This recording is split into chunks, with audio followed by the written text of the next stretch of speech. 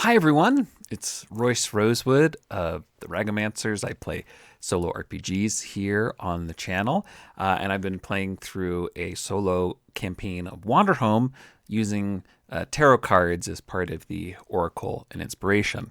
And I had a comment on that video from Dean, who said that he had bought a tarot card deck for solo RPG play, but he hasn't figured out how to use it yet. And I thought, well, that's a great topic for a video. And actually, this is a video I've been wanting to make for a long time.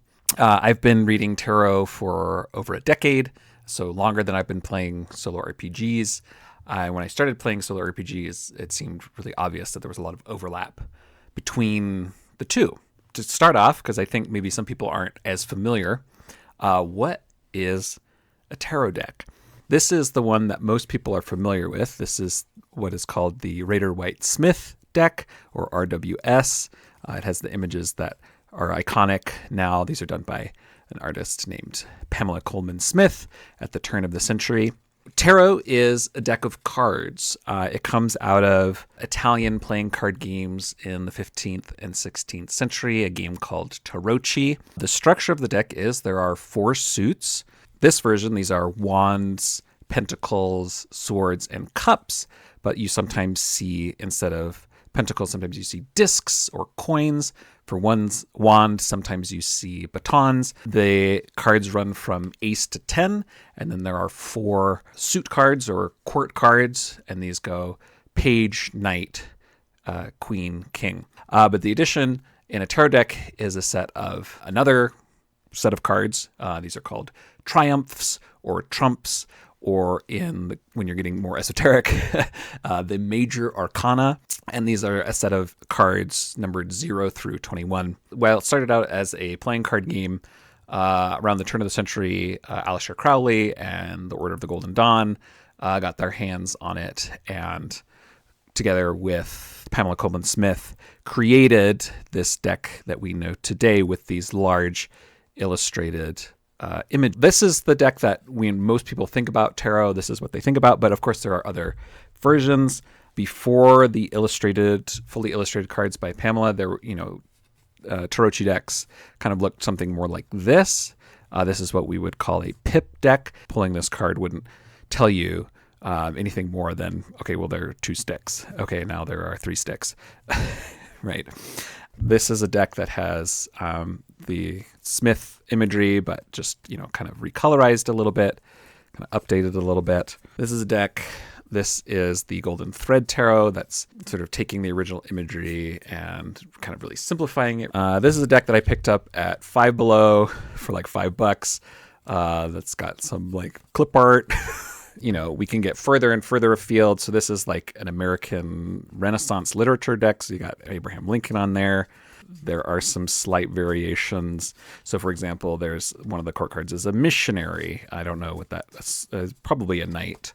And then this is the Voyager Tarot that kind of changes some of the names on some of the things. So it's got balance for 8, which is usually strength. And then it's got child as one of the ranks, woman, crystals as one of the suits.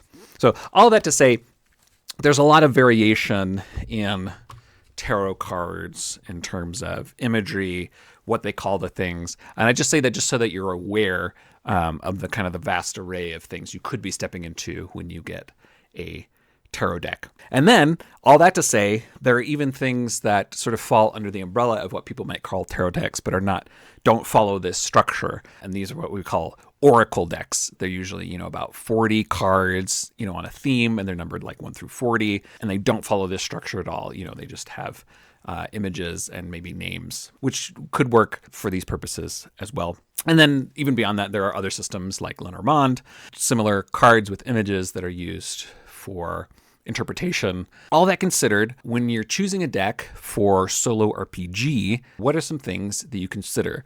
Well, I think the number one thing that you should consider is, are you inspired by the images? The original Pamela Colman Smith art, is great and evocative. If this looks like something that, matches kind of the look and feel of the kind of game that you want to play, this would be great. Chances are that's probably not the case, though. Fortunately, there are many, many decks out there now by a wide variety of artists and a wide variety of genres. And with a little bit of searching, you could find something that matches your genre. There's a large array of fantasy or fantasy adjacent decks. There is a Dungeons and Dragons tarot deck. It's not great as a tarot deck, but I think it would work great as an oracle for a Dungeons and Dragons solo RPG game. There are science fiction decks are a little bit harder to find. They are out there. There's a handful of like steampunk decks. There's an array of horror decks, and then decks on like specific topics, mermaids or pirates or, So if you are looking for something specific for a specific game, you might look towards one of those genre decks. But the most important thing is that you connect to the art. When you look at the art, you feel inspired, you're getting ideas, because that's the point, right? Do research, try to find pictures of the cards from the deck that you're interested in. You're going to be spending, most tarot decks run you about, $30 or $40. So you want to make sure that you're going to get something that it feels right and you're going to use. If you see something cheaper than that, be careful. There are a lot of like scam decks out there, especially if you find them for really cheap on Temu or Amazon. If it's like $15, that money is probably not going to the artist who created that deck. I'll drop a link below on how you can identify scam and counterfeit decks. You can even look further afield. There are many board games that include a set of illustrated cards. Dixit comes to mind, Mysterium. I know that there are others. So if there's a particular art style that you like from those board games, maybe look at that too. And then you can also, use it for the board game. Great. So you found a deck that you like. You want to use it for your solo RPG campaign. So how are you going to use it? How is it going to be helpful? Well, I think it's most helpful in the space of an oracle, where you might be rolling on a general word oracle like in Mythic or in Starforged. Instead of interpreting from words, you're going to be interpreting from an image. Before you use the oracle, I think you want to clarify your question. What are you trying to get? What do you want to know? Do you want to know about a specific character? What are their traits? What are they like? Are you investigating a location? Do you want to know more about an object? Is there some sort of event going on that you want more insight into? So clarify your question, because that's going to help shape the context. And of course, considering all the details of your genre, your setting, your campaign, all of that's going to filter into how you interpret these images. If we drew this card, this is the Queen of Swords. If we were asking about a particular person, we might look at this image and see, okay, she looks kind of reserved. She looks kind of calm. She looks powerful. That might be attributes that we then use to answer a question about our character. If we were asking about a location, there's not a lot to see, but there's a lot of clouds. This maybe feels high up. It could be, a tall place. So if we were in a natural setting, that could be a mountain, a hill, a peak. If we were in a human-made setting, that could be, a tower or a tall building, a watchtower. We do see trees and, what looks to be a river. So whatever our eyes are drawn to and whatever our imagination sparks on, we can go in that direction. So yeah, that's just the very basic way that you could use the cards. You look at the image, whatever you're responding to, whatever something means something to you, you might notice, hey, there's a butterfly here, or there's an angel here, whatever associations you have with those symbols, that could lead you down to a path of interpretation. And you could do that just by looking at the pictures. You don't need to know anything about tarot. You don't need to go any deeper than that. That would be a perfectly suitable way, and that would be a way I would recommend starting using them if you're not familiar with the symbolism. But of course, there's also the opportunity to dive deeper, because there are many, many books written about the meaning and symbolism in the tarot cards. I recommend the website Biddy Tarot. Is a pretty accessible, low woo entry point into tarot. Something that I'll say about learning about card meetings is that anything that you learn about the associations that the cards have is additive. It's not contradictory. If you read one source and it says, well, this card means this, and you read another source that says, well, it means this, and those two answers aren't the same, it's not that one is right and one is wrong. It's just two different systems, two different ways of looking at that card, and it can mean both of those things. The more systems that you learn, the more associations that you learn and that you know about when you draw a card, that's just going to expand the number of possibilities of what that card could mean when you pull it up. I sort of imagine, it's like a whole bunch of little voices, and when I pull a card, there might be a particular one that sort of shouts out, is like, oh, I remember reading about this card and meant this particular thing, and that seems to be most relevant in this situation. So yeah, so like I said, there's a lot of different systems for interpreting the cards.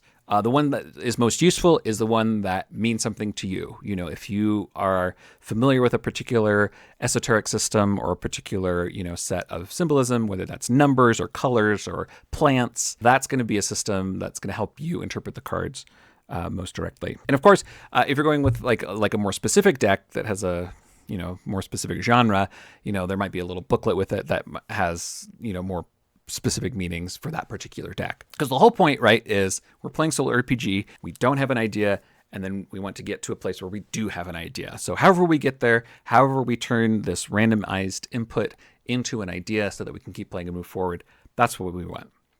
There's a lot of different ways to do that. The one that's correct is the one that's fun for you, and the one that's easy for you and gets you into your game and playing. So that being said, there are a couple other things that you can do because of a specific structure of a tarot deck, if you are using a traditional tarot deck, that you can consider. Because there are 4 suits, if you need to decide between 4 things, 4 elements, 4 cardinal directions, maybe you have 4 factions in your game, you could assign one of those each to one of the 4 suits and then draw, and then the majors could be some sort of unusual result. If you need a number between 1 and 10, that's something a tarot deck can do. You have to decide what to do with the majors and how to rank the court cards too, but maybe you could go 1 to 14, or and then with a rare case of going all the way up to 21.